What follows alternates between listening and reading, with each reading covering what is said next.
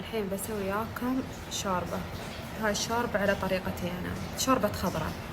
هني مفوحة أنا دياي، سالقتنا ومقطعتنا شي، نتفتنا. وعندي هني عدس الأسمر، وعندي جزر، وعندي كوسة، وعندي بطاطا وبصل، وهني ثوم مقطع صغير، وعندي هني ذرة، وهني عندي كزبرة وبقدونس وشوي شبت. شوفوا وياي كيف الطريقة. أول شي بحط زيت زيتون. بخبركم عن هالشوربة وايد غنية بالفيتامينات، وزينة حق الكبار في السن وحق الصغار. اوكي، بنحط اول شي زيت زيتون، وبنحط البصل والثوم، بس بخليه لين يدبل.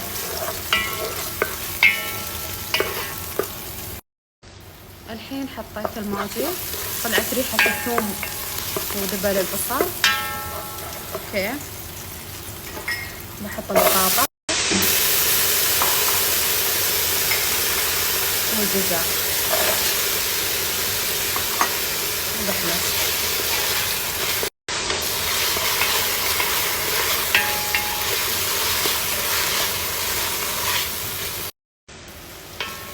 الحين بحط الكوسة،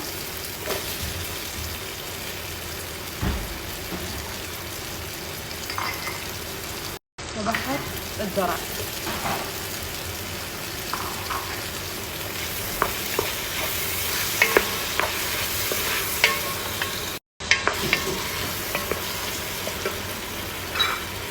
هني بهاراتي بابريكا وكمون وفلفل اسود بس.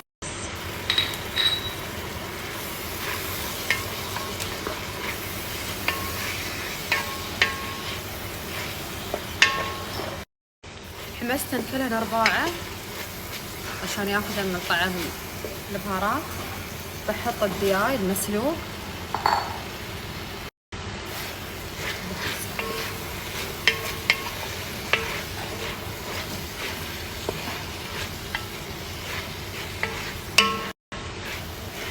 الحين عقب ما حمست الدياي مع الخضرة بحط من هالشوفان، ما بكثر،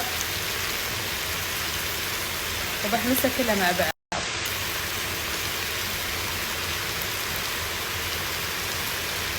ملعقتين بس، وبحمس.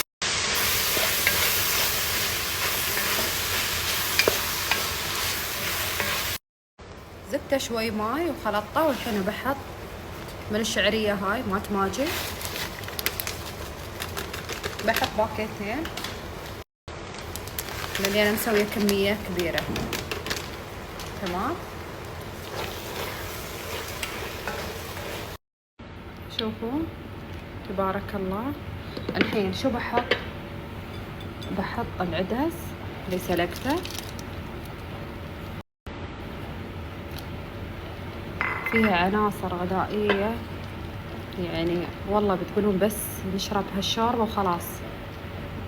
زين، حطينا العدس. الحين شو بحط هالخضرة كلها، شبت شوي، بقدونس وكزبرة.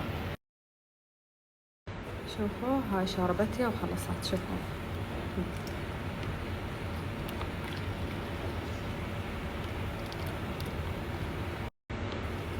خليها تغلي بس كم غلوة وخلاص، أسكر عنها.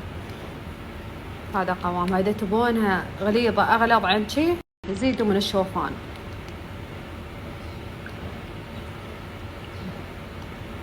كل العناصر الغذائية المفيدة موجودة فيها. سووها حق عيالكم، حق أهلكم، حق ريايلكم. نشن يوم الخشات تحت اللحاف. قوموا.